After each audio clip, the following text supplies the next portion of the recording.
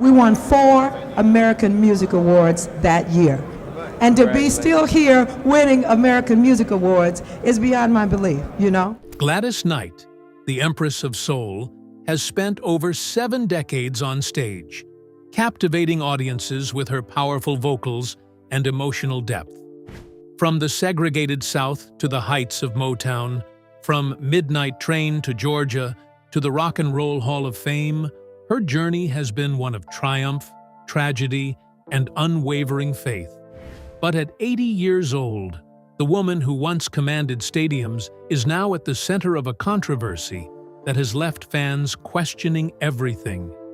Behind the headlines, allegations, financial disputes, and family betrayals lies a story far more complex than the tabloids would have you believe. This is the truth about Gladys Knight's life, her struggles, and how she is actually living now. Early life, trauma, and the rise to superstardom. The story of Gladys Knight begins in the heart of the segregated South, in Atlanta, Georgia, where she was born on May 28, 1944. The world she entered was one of profound racial division, where the color of her skin determined where she could eat, sleep, and even walk. The trauma of Jim Crow would shape her early years, but it would also forge a resilience that would carry her through decades of challenges. Her parents, Merrill Woodlow Knight Sr., a postal worker, and Sarah Elizabeth Woods, provided a loving home, but the outside world was a constant source of danger and humiliation. The family's sanctuary was the Mount Moriah Baptist Church, where young Gladys first discovered her extraordinary voice. The church was a place of refuge, a community that embraced her and nurtured her talent.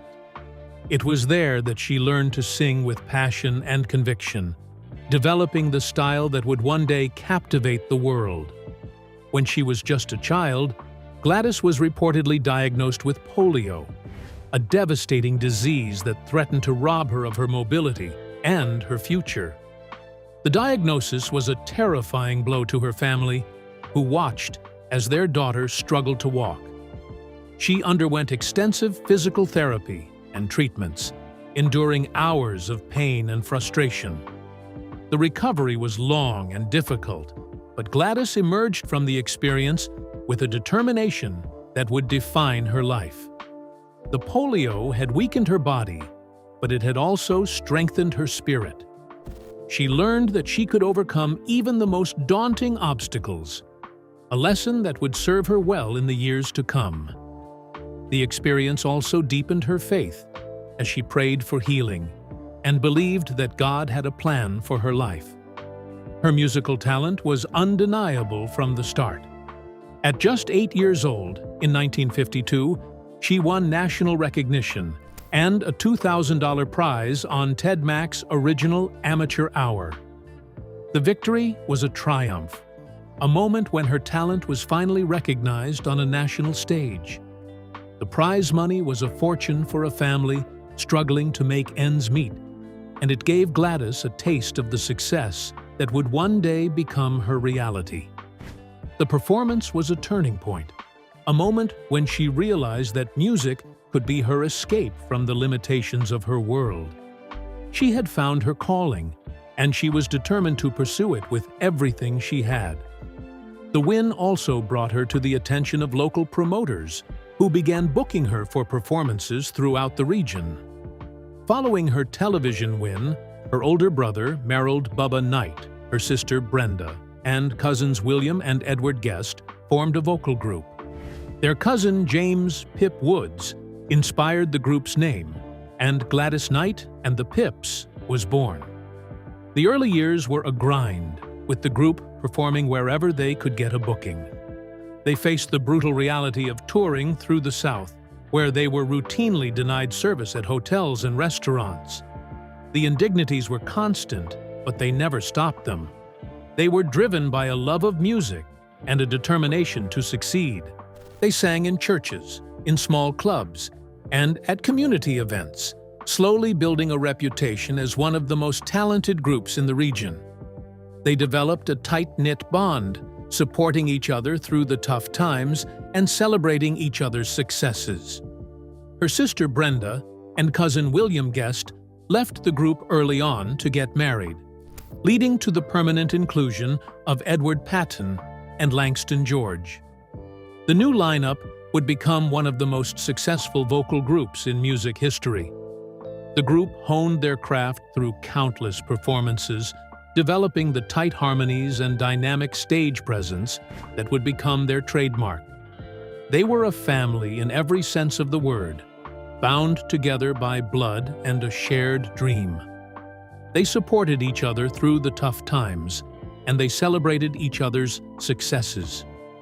The bond between them was unbreakable, and it would carry them through the challenges that lay ahead.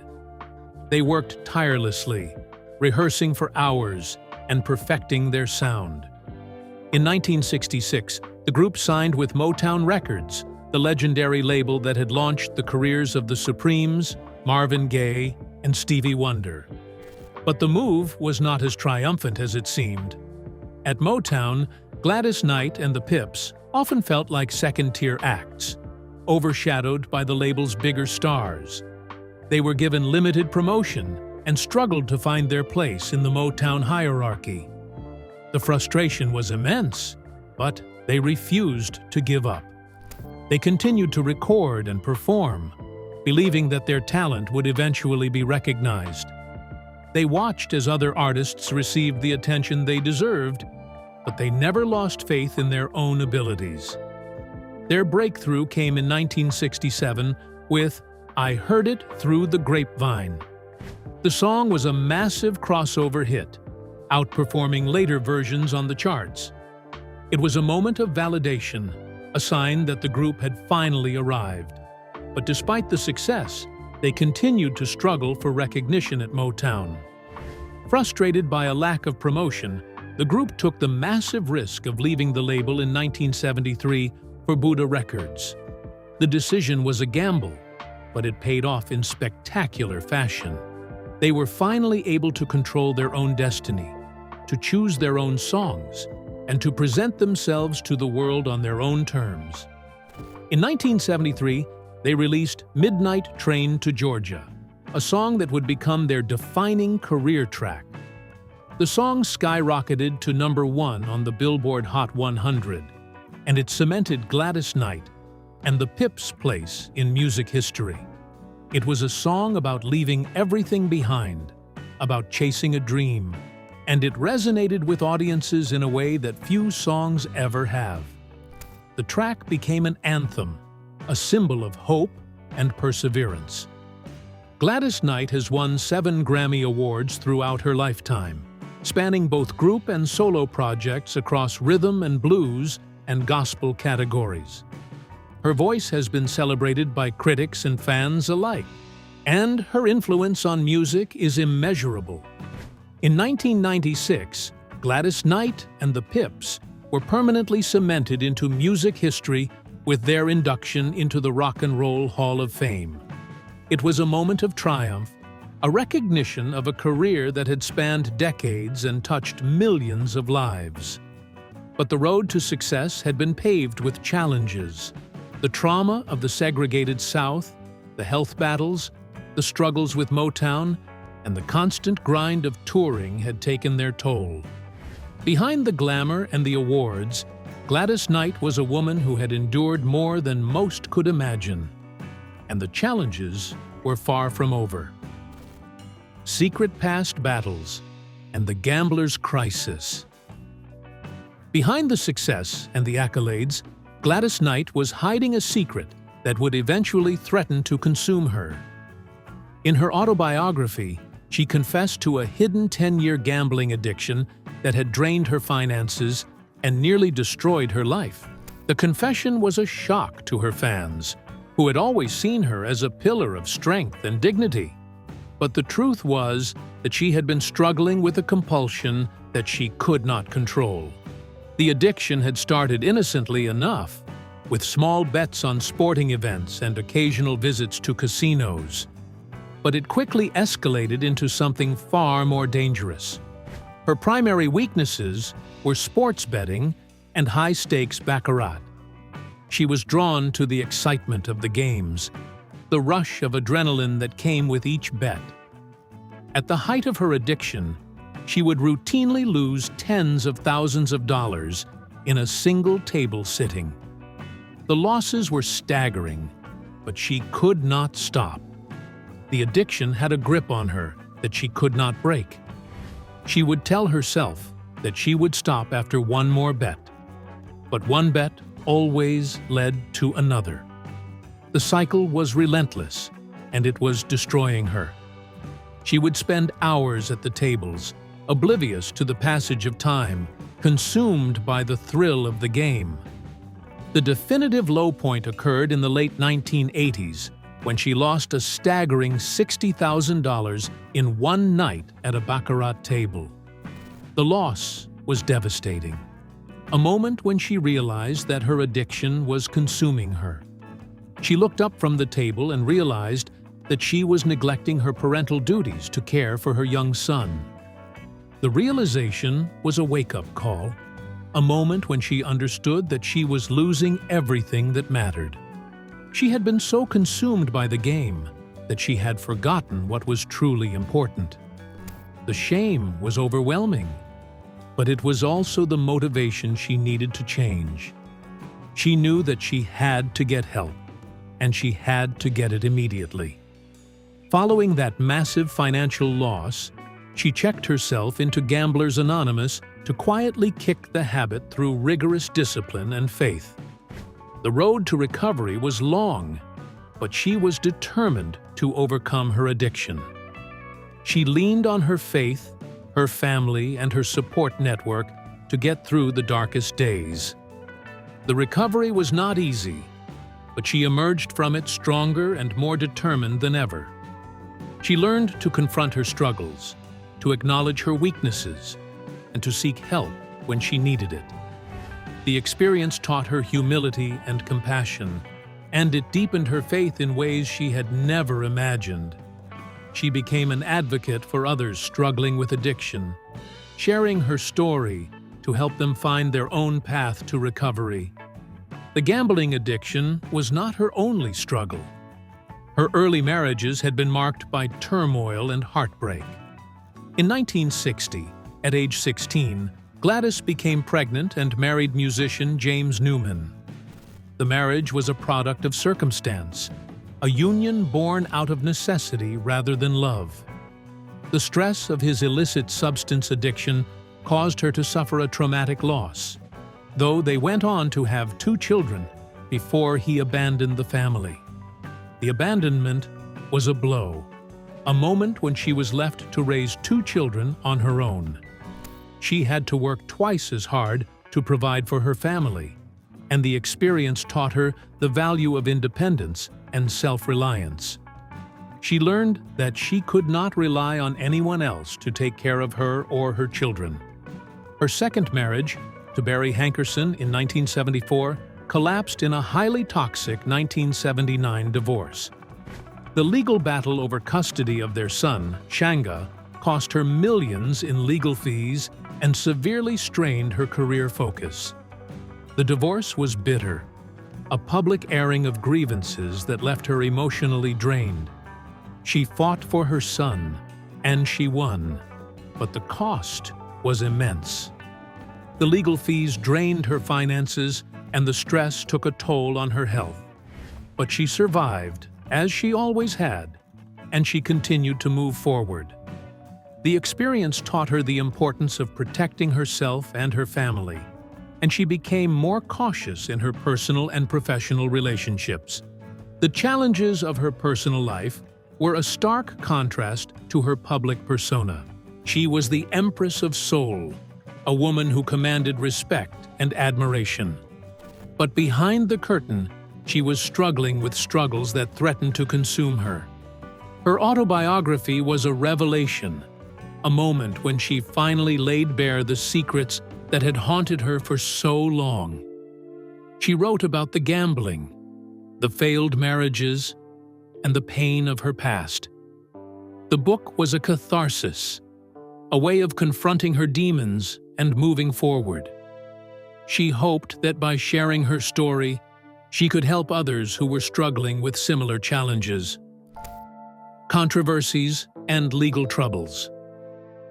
The personal and legal battles that marked the second half of Gladys Knight's life were perhaps the most dramatic challenges she ever faced.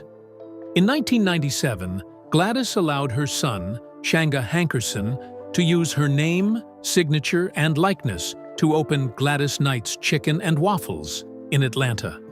The restaurant was a success, a popular destination for tourists and locals alike. It was a source of pride for Gladys, a way of sharing her love of food with her fans. But behind the scenes, a financial disaster was brewing.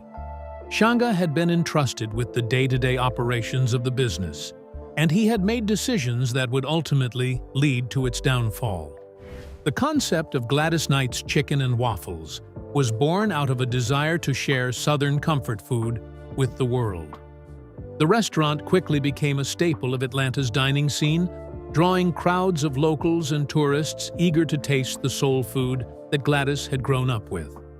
The success of the restaurant was a testament to Gladys's enduring popularity and her ability to connect with people through food as well as music. For years, the restaurant thrived, and Gladys was proud of what her son had built. She trusted him completely, believing that he would honor her name and her legacy. But in June 2016, the Georgia Department of Revenue heavily raided all 3 restaurant locations and corporate offices. The raid was a shock to Gladys, who had trusted her son to manage the business responsibly. Investigators revealed that Shanga had willfully failed to remit over $1 million in payroll and sales taxes, spending the business funds on personal luxuries instead. The revelation was devastating, a betrayal that struck at the heart of her family and her legacy. She had given her son a chance to build something of his own, and he had squandered it. The news was a blow to her reputation, and she knew that she had to act quickly to protect herself. The investigation uncovered a pattern of financial mismanagement that was shocking in its scope. Shanga had been using the restaurant's funds for personal expenses, including luxury cars, vacations, and other indulgences. The money that should have gone to the state in taxes had been diverted for his own benefit. The betrayal was profound, and Gladys was left to pick up the pieces of a shattered trust. She had always believed in second chances, but this was a violation that she could not ignore. Terrified of losing her pristine, hard-earned legacy to fraud charges, Gladys filed a federal lawsuit against Shanga in August 2016. The lawsuit demanded the immediate removal of her name, face, and intellectual property from the restaurants. It was a painful decision, a moment when she had to choose between her son and her reputation. She chose her reputation, and Shanga's legal counsel surrendered without a fight. The eateries were officially stripped of her name, rebranding to world-famous Chicken and Waffles. The decision was a blow to her heart, but she knew it was the right thing to do. She could not allow her name to be associated with fraud and mismanagement. The legal battle did not end there. In November 2021, Shanga was officially sentenced to 2 years in federal prison and ordered to pay over $1 million in restitution. The sentence was a relief for Gladys, who had been haunted by the possibility of being implicated in the fraud. But it was also a profound sadness, a moment when she had to watch her son go to prison for crimes that had been committed under her name. The pain was overwhelming, but she refused to let it break her. She continued to perform, to inspire, and to share her music with the world. The legal troubles were a chapter in her life, not the whole story.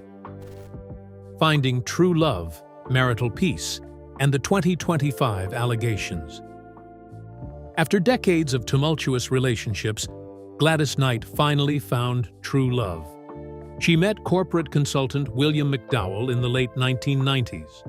Despite a massive age between them, They formed a deep bond over business and faith. The connection was immediate, a meeting of minds and hearts that would sustain them through the challenges to come. He was a man of integrity, a partner who respected her and supported her dreams. Their relationship was built on a foundation of trust and mutual respect, a stark contrast to the chaos of her earlier marriages. She had finally found a partner who saw her as an equal, not as a meal ticket or a means to an end. The early years of their relationship were marked by a deep spiritual connection. They shared a love of gospel music and a commitment to their faith. William was a constant presence at her performances, cheering her on from the sidelines. He was also a shrewd businessman, helping her manage her finances and navigate the complexities of her career. The partnership was a perfect balance of love and practicality, and Gladys felt truly blessed to have found him. He brought a sense of calm and stability to her life that she had never experienced before. She later reflected that William was the answer to her prayers, a man who loved her unconditionally and supported her without reservation. On April 12, 2001, the couple officially tied the knot, marking her fourth marriage. The wedding was a celebration of love, a moment when Gladys finally found the stability she had been searching for. While the couple did not have biological children together, they successfully blended their families, which now includes 17 grandchildren and 10 great-grandchildren. The marriage has been a source of strength for Gladys, a partnership that has helped her navigate the challenges of aging and the pressures of fame. She has often credited William with bringing peace and stability to her life, and she has spoken publicly about her gratitude for his love and support. The couple's life together has been a quiet one, far from the spotlight of her earlier years. They have built a home in Fairview, North Carolina, a peaceful retreat where Gladys can relax and recharge. She has also maintained a home in Las Vegas, where she continues to perform and connect with her fans. The balance between the two homes has allowed her to maintain her career while also enjoying the tranquility of her private life. The couple has also faced challenges together. In 2018, Gladys underwent a successful hip replacement surgery, and William was there to care for her during her recovery. He was her rock, her source of strength and encouragement. The experience brought them even closer together, and Gladys often spoke of how grateful she was to have him by her side. She credited him with helping her maintain her positive outlook and her determination to keep performing. In August 2025, however, a new controversy erupted. Her son, Shanga Hankerson, filed a sudden formal complaint with the North Carolina Department of Health and Human Services. He alleged that his mother was suffering from noticeable cognitive decline and early dementia. The complaint directly accused William McDowell of elder abuse, claiming that he was mentally and financially manipulating Gladys, forcing her onto grueling tour schedules despite her advanced age. The allegations were a shock to Gladys and her fans. She immediately issued an official statement via People magazine to shut down the rumors. She stated that she was doing very well for someone who had been on stage for 3/4 of a century. She dismissed the claims as unfounded, a desperate attempt to undermine her marriage and her career. William McDowell declined to escalate the family feud publicly, stating to media outlets that he was choosing to let his wife's official statement speak for the situation entirely. He was a private man, and he had no interest in airing his family's dirty laundry in public.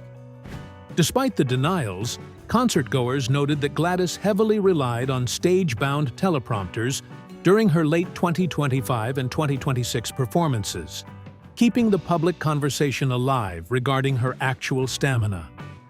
The controversy has continued to simmer, a reminder of the challenges that come with fame and family.